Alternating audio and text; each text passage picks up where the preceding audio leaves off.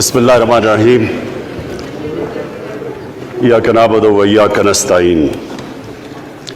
और जो मेरी आवाम आज ये देख रही है, मैं उसके सामने जो बात रखना चाहता हूँ वो ये कि देखें, हमें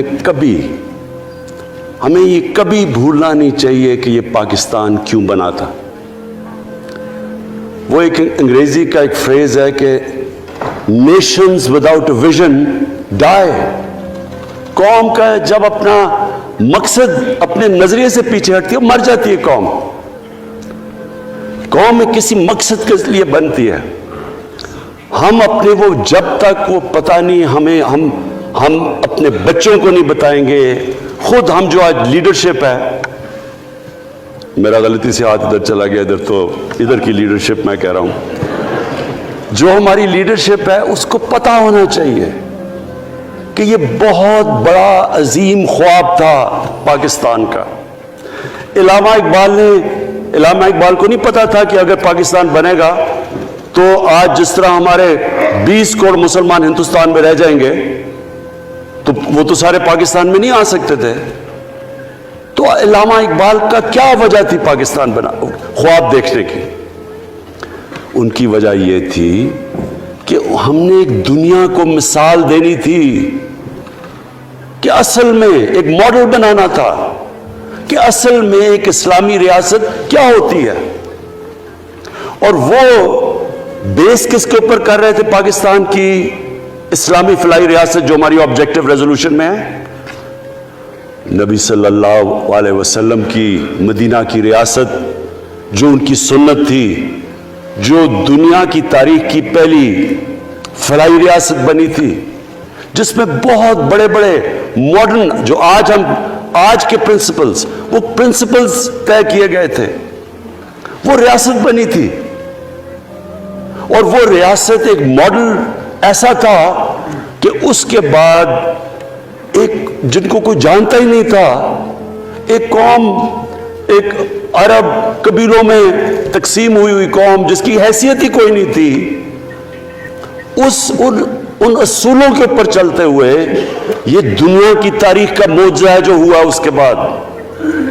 ये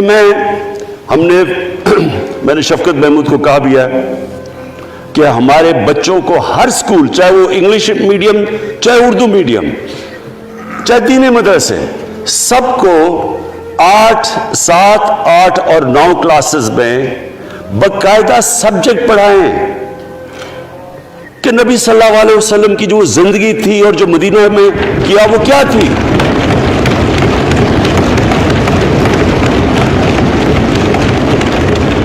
ताकि उनको पता चले कि इस मुल्क का मकसद क्या था।